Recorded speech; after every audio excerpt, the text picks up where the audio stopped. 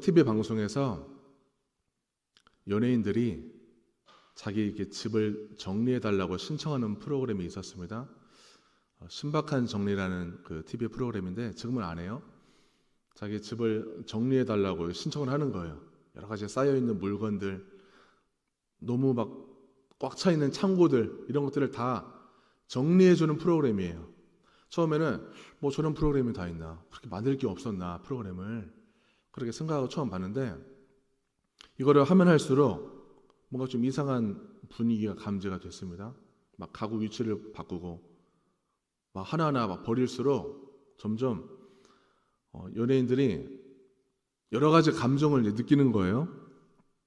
그러니까 이미 그 연예인은 자기 그러니까 방송을 신청했다는 것은 이미 자기 집에 여러 가지 물건들을 버리기로 어느 정도는 각오하고 이제 신청했다는 것입니다.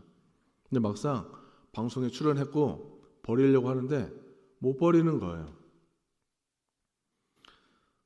버리려고 하는 물건마다, 못 버리는 물건마다 사연이 있어요. 그 사연을 이제 막 얘기해요. 사연을 얘기하다 보니까 눈물도 납니다.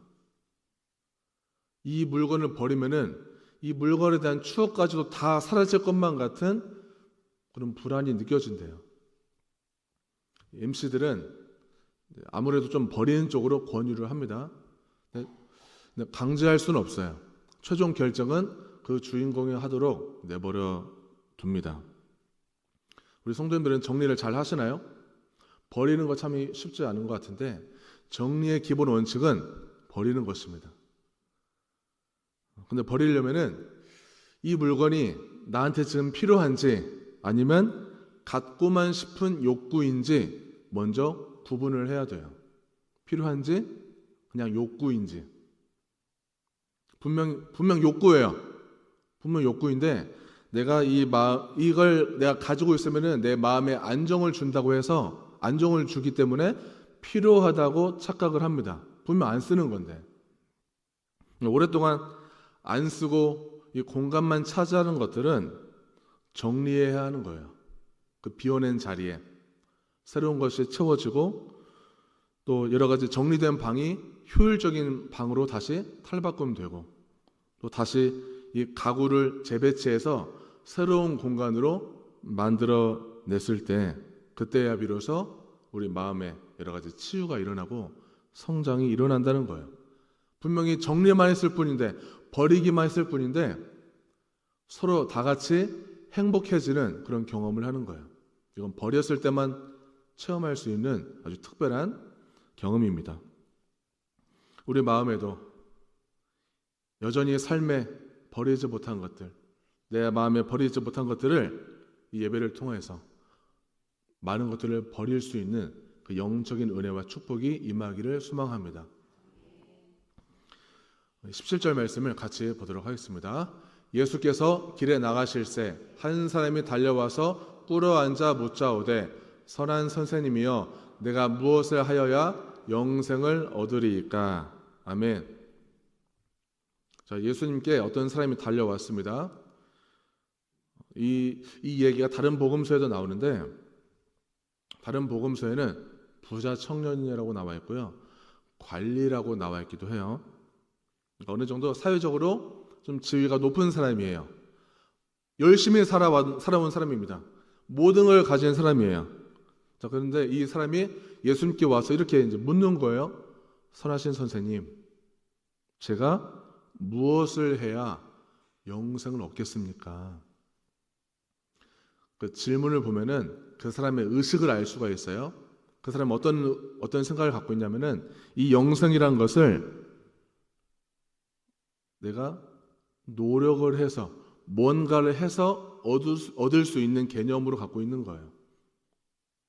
그동안 내가 많은 것들을 소유해봤기 때문에 많은 것들을 성취해봤기 때문에 이 영생이라는 것도 그렇게 얻을 수 있다고 생각을 합니다.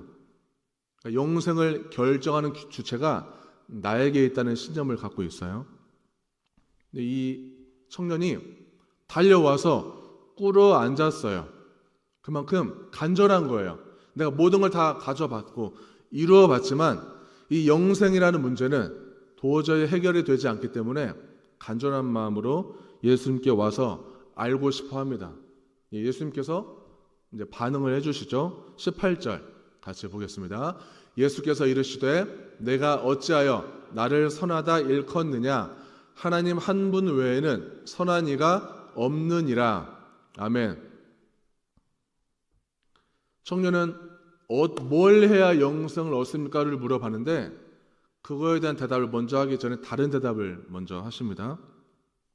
유대교는요, 하나님 한 분만 선하다고 믿어요. 어째서 나를 선하다고 얘기하느냐? 이 말이 하나님은 선하시고 나는 선하지 않아, 뭐 이런 뜻은 아닙니다. 청년이 예수님을 하나님이라고 알아보고 얘기한 것도 아니었어요. 청년은 지금 아까 가지고 있던 그 개념들, 자기의 신념들, 영생을 인간적인 방법으로 찾고자 하는 마음으로 왔어요. 그런 방법을 찾고자 했고 인간 예수에게 왔어요.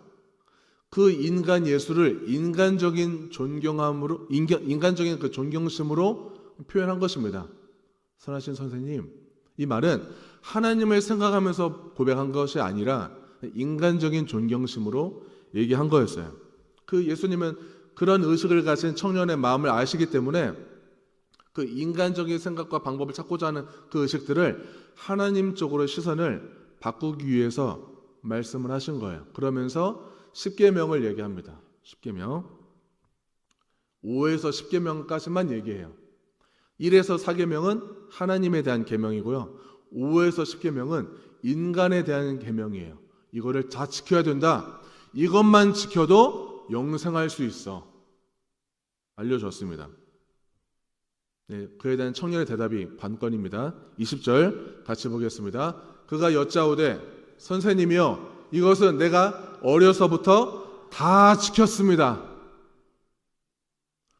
다 지켰어요. 다 지켰다고 얘기해요. 유대인 남자는 12살이 되면은 율법의 멍에를 매야 해서 율법을 열심히 지켜야 돼요.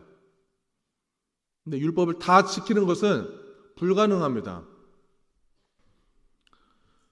근데 이 청년은 그동안 내가 내 힘으로 거의 다 모든 것을 다 해봤고 이루어 봤기 때문에 구원도 내 어떤 도덕적인 노력, 내 어떤 행위, 업적 이런 것들로 가능하다고 생각하는 거예요. 점점 예수님의 말씀을 듣고 나서 그래 내가 평상시에 열심히 지켰던 율법 10계명 그래 영생도 가능하겠네. 서서히 자기 신념과 맞아 들어간다고 생각해서 아마 만족했을 거예요. 영생 가능할지 모르겠네. 자, 많은 교회에서요 장로가 되기 위해서 여러 가지 조건을 내세워요. 정말 많은 교회에서 이런 조건을 생각합니다. 몇 년간 꾸준히 봉사해야 되고요. 헌금 잘 내야 되고 임직할 때 수백만 원, 수천만 원 내는 게 관례예요. 여러 교회들을 지금 얘기한 거예요. 한꺼번에 제가 얘기한 겁니다.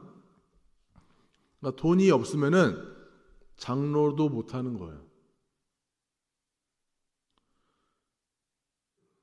어떤 분들이 이렇게 얘기합니다.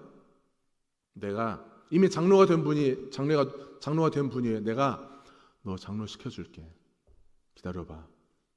그래 정말 열심히 그 사람을 장로 시키기 위해서 열심히 노력을 해요. 선거 때 정말 선거 전화 열심히 돌려서 정말 장로 되게 했어요. 그거에 대한 만족감. 넌 이제 내 라인이야. 이런 관계로 이렇게 나아가는 경우도 봤습니다. 그러니까 어떤 내 의지적이고 물리적인 노력, 그 노력을 통해서 가시적인 업적을 쌓는 것, 이것이 최소한의 기본 조건이라고 만들어요. 장로가 되기 위해서. 그러니까 그런 생각을 갖고 그런 조건을 만드는 인간의 연약함이 우리에게는 있어요. 자, 성경은요 분명히 얘기합니다. 인간의 행위가 구원의 조건이 될 수 없다고 얘기해요. 구원은 은혜로 이루어지는 것입니다. 우리가 뭐 착해서 똑똑해서 되는 게 결코 아니에요. 우리의 행위로 되는 것이 아니에요. 예수님이 우리를 위해서 대신 죽으신 그 십자가의 의미, 그 예수를 믿으면 구원받는 거예요. 믿는 게 내 마음대로 되는 것이 아니에요. 믿는 것도 믿으면 되어지는 것입니다. 선물로 받는 거예요. 그 선물을 받을 수 있도록 기도하시기를 바랍니다. 믿음은 완성이 있나요? 믿음은 완성이 없어요. 우리는 죽을 때까지 흔들립니다. 믿음은 죽을 때까지 흔들리는 거예요. 그래서 복음이 필요해요. 우리는 복음이 매일 필요한 거예요. 매일 우리는 말씀이 필요해요. 하나님의 말씀 조금이라도 내가 멀어지면은, 기도를 조금이라도 쉬면은 영적으로 바닥 상태로 내려가는 게 느껴지는 그 영적 예민함이 우리에게는 있거든요. 근데 복음이라는 것은 내가 그동안 잘못 살아왔다 할지라도 나 같은 죄인을 살리시는 그 예수님의 사랑으로, 그 사랑 덕분에 내가 오늘도 가치 있는 존재임을 깨닫게 해주는 거예요. 그게 복음이에요. 설령 어떤 행위적인 조건들, 가시적인 업적들, 그리고 어떤 명예와 계급 상승을 목적으로 내가 임직했더라도 앞으로라도 내가 내 삶이, 내 이 직분, 이걸 가지고 예수님을 뜨겁게 만나고자 하고, 저는 인격적으로 예수님을 믿고자 하는 그런 노력들을 열심히 하고, 누구보다 내가 더 낮은 자로 예수님처럼 섬기고자 하는 그런 마음들, 그러한 성령의 역사가 임하기를 축원합니다. 21절을 보겠습니다. 21절 앞부분만, 노란색만 보겠습니다. 같이 읽겠습니다. 예수께서 그를 보시고 사랑하사, 여기까지만 보겠습니다. 예수님께서 아까 청년이 뭐라고 했죠? 감히 저 어려서부터 이거 다 지켰어요. 감히 다 지켰다고 하는 그 청년을 보면서 예수님은 사랑하셨습니다. 사랑의 눈으로 바라보셨어요. 자, 이 본문이 다른 복음서에도 나와 있는데요. 다 지켰다고 하는 청년을 사랑스럽게 바라본 대목은 이 마가복음밖에 없어요. 전 그래서 이 마가복음 복음 참 좋아해요. 예수님은 그런 한심하고 그런 교만한 청년을, 그런 우리를 보면서 사랑스럽게 바라보셨습니다. 열심히 하는 사람들, 놀라운 성과를 낸 사람들은 내 노력이 옳다고 여겨요. 내 노력이 옳다고 믿습니다. 내 노력의 흔적이 막 교회 곳곳에 막 묻어 있어요. 막 내가 열심히 했어요. 근데 알아주지 않으면은 서운해요. 우리가 헌물을 할 때, 헌물하는 마음 얼마나 귀하고 감사해요. 아름답죠. 근데 헌물을 할 때 거기에 그 헌물하는 그 물품에 어떤 무언가에 내 의의가 들어가면은 그 헌물의 주인이 내가 되려고 합니다. 그러면은 내 헌물이 어떻게 쓰이는지 다 알아보려고 하고, 내가 원하는 대로, 내 기준대로 쓰이지 않으면 화가 나는 거예요. 그게 내 주인이기 때문에 내 의의가 들어가는 거예요. 그리고 내가 열심히 헌물했고 열심히 내가 이만큼 했는데 안 알아주면은 시험 들기도 합니다. 그러니까 어떻게 보면은 헌물을 할 때든 내가 헌신할 때, 봉사할 때 내 마음의 동기를 좀 살펴봐야 됩니다. 내가 지금 균형을 잃어가고 있는 건 아닌지, 내가 다른 보상과 다른 대가를 바라고 이 일을 하는 건 아닌지 우리는 계속 생각을 해봐야 돼요. 사랑의 눈으로 바라보는 예수님의 대답을 보도록 하겠습니다. 예수님께서 그를 보시고 사랑하사 이르시되 다 같이, 내게 아직도 한 가지 부족한 것이 있으니 가서 내게 있는 것을 다 팔아 가난한 자들에게 주라. 그리하면 하늘에서 보화가 내게 있으리라. 그리고 와서 나를 따르라 하시니, 그 사람은 재물이 많은 거로 이 말씀으로 인하여 슬픈 기색을 띠고 근심하며 가니라. 아멘. 자, 예수님께서 하신 말씀은 네 마디예요. 네 마디. 가서 내게 있는 것을 다 팔아라. 가난한 자들에게 줘라. 그러면 하늘에 보화가 있을 것이다. 그리고 나를 따르라. 네 마디였어요.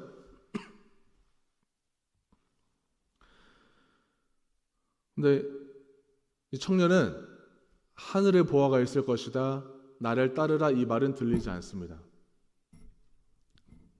전 재산을 다 팔아라, 가난한 자들에게 주어라, 이 말 때문에 시험 들어요. 가장 버릴 수 없는 것을 건드렸어요, 예수님께서. 그건 한 가지를 건든 것이 아니라 전부를 건든 거예요. 청년은 그 한 가지의 전부를 의지했어요. 내 전부를 걸었어요.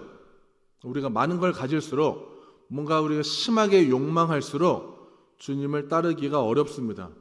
왜냐? 욕심이 너무 점점 커지니까 이걸 버리지 못하는 거예요. 그러면 주님을 따르지 못하는 거죠. 우리 주변에 이런 사람이 있습니다. 그 사람이 너무 좋은데, 평판도 너무 좋은데 술만 먹으면 그렇게 사고를 쳐. 그 한 가지만 고치면 정말 좋을 텐데, 그런 분들 있을 수 있어요. 근데 그 한 가지가 아니라 전부예요. 자, 교회에서 나만큼 열심히 하지 않는 사람을 보면서 정죄해요. 내 성실함이 우상이에요. 약속 안 지키는 거 참을 수 없어요. 약속이 우상이에요. 저 사람은 너무 말을 안 이쁘게 해. 바르고 예의 있는 내 기준이 우상인 거예요. 연약한 자들을 포용하는 게 사랑입니다. 나와 다름을 포용하는 것, 이해하는 것, 나보다 훨씬 더 믿음이 연약하고 부족한 사람들을 이해하고 받아주는 것, 그것이 사랑입니다. 절대 버릴 수 없는 그것, 내 안에 그것이 있다면은 자꾸만 그것이 하나님 위에 있으려고 해요. 자, 세상은요, 버리면 그냥 사라지는 거예요. 그리고 세상에서 버림당하면은 내 존재가 사라진다고 생각해요. 근데 성경은 버리면은 그 희생을 통해서 하늘 보화를 얻는다고 말하고 있어요. 바꿀 수 없는 하늘 보화. 손에 잡히진 않지만 영적인 하늘 보화를 얘기하는 거예요. 그리고 버림 당하면은 영혼을 살려낸다고 얘기합니다. 청년은 그동안 열심히 계명을 지켰어요. 정말 수고하고 헌신했습니다. 그런데 자기 희생 없이 지켰어요. 어느 정도 내가 할 수 있는 만큼만, 희생까지 따르지 않는 정도만 지키면서 살아왔어요. 왜 전 재산을 팔라고 했을까요? 재물에 다 의존하니까. 거기에 재물에 다 의존하기 때문에 그걸 건드려야 그 청년에게는 도전이 되는 것입니다. 그러니까 전부를 건드려야, 내가 제일 버리기 힘든 그것을 건드려야 진짜 순종과 불순종이 나와요. 진짜 내 실체를 만나는 거예요. 내 진짜 실체. 그 버릴 수 없는 그것 때문에 내가 어떤 존재인지를, 내가 어떤 신앙 영적 상태를 가졌는지를 꼭 들여다보시기를 바랍니다. 나는 그동안 이것들을 놓지 못한 이유는, 내가 이걸 놔버리게 되면 너무 불안하고 두렵기 때문에 꽉 움켜쥐고 놓지 않고 살았어요. 그래야 내 마음이 편안했어요. 근데 그 편안은 가짜 평안이에요. 진짜 평안은 버릴 때 얻는 것입니다. 진짜 평안은 정말 내가 버려야 되는데 아는데 버리지 못한 것, 그걸 버려야 진짜 평안이 몰려오는 거예요. 대신 고통도 따르죠. 버리기 직전까지는 고통스럽겠죠. 자, 23절에서 26절까지 보면 예수님께서 제자들에게 가르치는 대목이 나와요. 부자들은 천국에 들어가기 어렵다. 재물을 사랑하면 하나님 나라에 들어가기가 어렵다. 제자들이 놀래요. 아니, 그렇게 어려우면 누가 구원받습니까? 누가 영생하는 거죠? 누가 하나님 나라에 들어가요? 27절에 이렇게 말하고 있어요. 예수님께서 그들을 보시며 이르시되 사람으로는 할 수 없으되 하나님으로는 그렇지 아니하니 하나님으로서는 다 하실 수 있느니라. 베드로가 여짜와 이르되 보소서, 우리가 모든 것을 버리고 주를 따랐나이다. 아멘. 사람으로는 할 수 없으되, 이 말은 아까 부자 청년이 시도했어요. 자기 능력으로 이 영생을, 이 구원의 경지에 이르려고 했던 그 마음, 그게 사람으로 해보려고 하는 마음이에요. 사람으로 하려고 했던 마음. 이 얘기를 듣고 베드로가 주님, 저희는 모든 것을 버리고 주님을 따랐습니다. 고백해요. 이 고백을 보면은 주님의 제자가 되는 첫 관문은 가장 버리기 힘든 것을 버리는 것부터 제자가 되는 거예요. 이걸 버리지 않으면 제자가 될 수 없어요. 버리기 힘든 목록들이 29절과 30절에 나옵니다. 복음을 위해서 형제, 부모, 자식, 땅, 즉 물질적인 어떤 이런 희생의 대가, 우리가 버리기 힘든 그 물질적인 것들, 이런 것들을 버렸을 때의 대가가 영적인 복으로 채워주는 거예요. 그게 하늘 보아예요. 단 조건이 있습니다. 박해를 겸하여 받을 거예요. 우리가 버리는 것도 고통스러운데 박해도 겸하여 받는데요. 그러니까 예수를, 성도님들께서 예수님을 정말 잘 따르고자 한다면 세상의 성도님들을 미워할 거예요. 내가 잘못한 것도 없는데 욕을 먹을 것이고요. 내가 정말 선한 일들 했고 선한 말을 했는데도 수많은 오해를 받을 거예요. 그런 박해를 겸하여 받는 것입니다. 어떻게 살았을 때, 버렸을 때, 힘든 것을 버렸을 때, 그래야만, 내가 정말 버려야만 그동안 보이지 않았던, 내가 살아보지 않았던 영적 세계를 살아볼 수 있는 거예요. 그런 영적 상태가 열리는 것입니다. 그러니까 그리스도인들의 희생은 어떤 행위적인 희생으로만 끝나지 않도록 분명히 희생을 통해서 하나님께서 우리에게 주신 영적 유익을 생각하면서, 반드시 주시는 영적 유익을 생각하면서 희생하시고 수고하시기를 바랍니다. 제가 전도사 때 좀 혈기가 좀 많았어요. 목사들을 보면서 욕 엄청 많이 했습니다. 속으로 엄청 비판했어요. 목사가 왜 저래? 아니, 목사가 어떻게 저럴 수가 있어? 아니, 담임 목사가 되면 다 저렇게 변질되는 건가? 막 그렇게 생각 엄청 많이 했어요. 부목사 때는 정말 착했는데, 정말 좋은 분이었는데 왜 담임 목사가만 되면 왜 이렇게 저렇게 목이 뻣뻣해지고 교만해져? 막 비판 엄청 많이 했죠. 제가 종종 저한테 제가 과거에 사역했던 교회 성도들한테나 뭐 학생들, 청년들한테 전화가 이제 옵니다. 저를 기억해주고 연락해준 것만으로 참 고맙죠. 그런데 이제 저한테 이렇게 얘기하는 거예요. 온 목사님 후에 오신 분 덕분에 저희 교회가, 저희 부서가요 훨씬 좋아졌어요.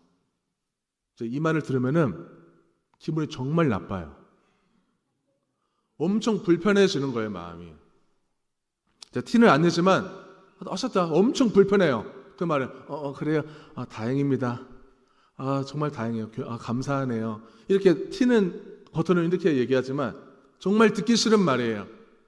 어떤 청년은 이렇게 얘기하죠. 목사님 계실 때가 훨씬 좋았어요. 그럼 정말 짜릿해요. 너무 기분 좋아요.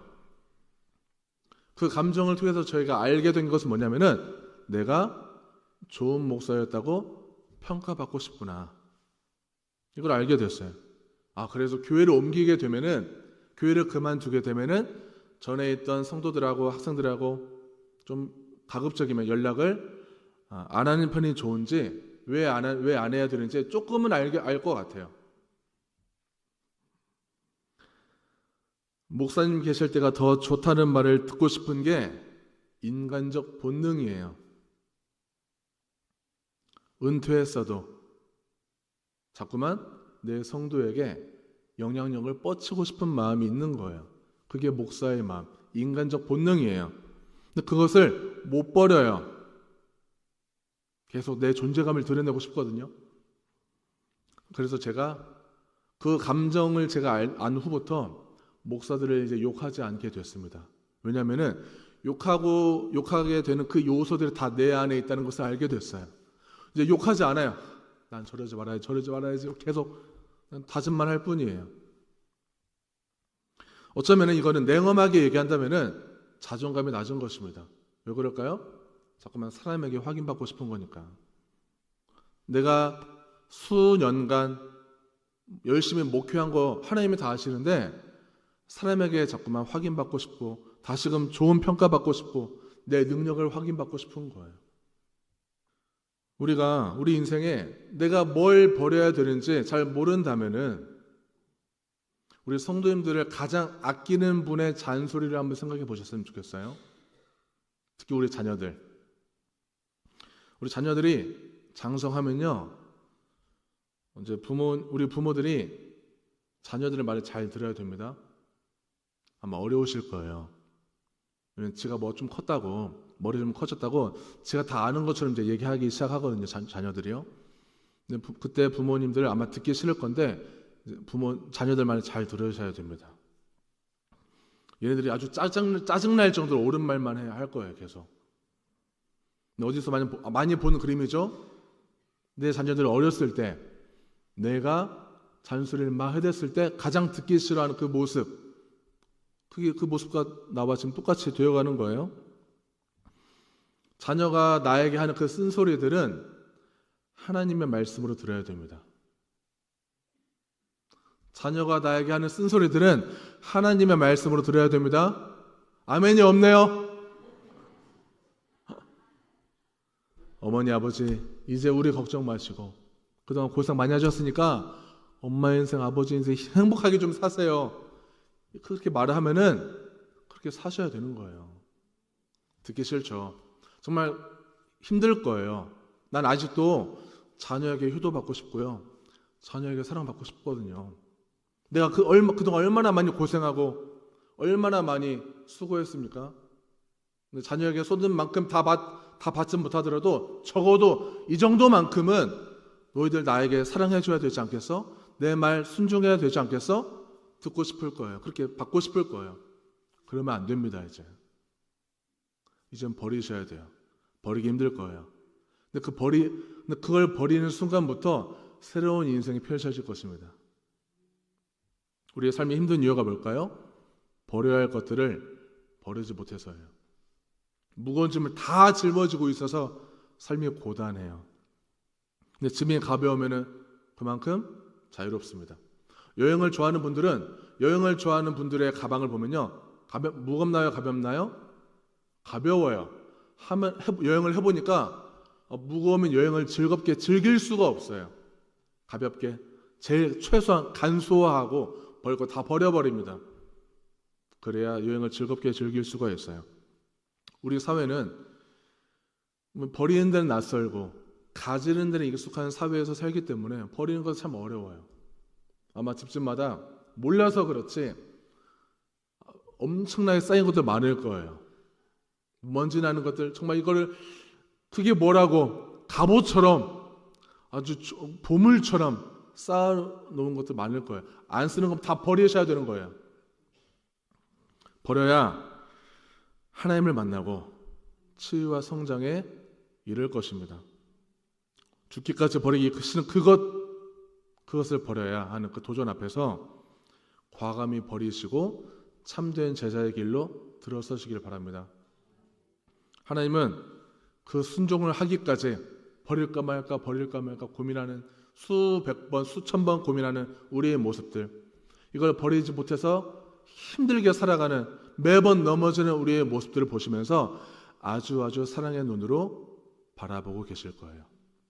그 하나님을 위해서 오늘부터 버리는 역사가 일어나길 소망합니다.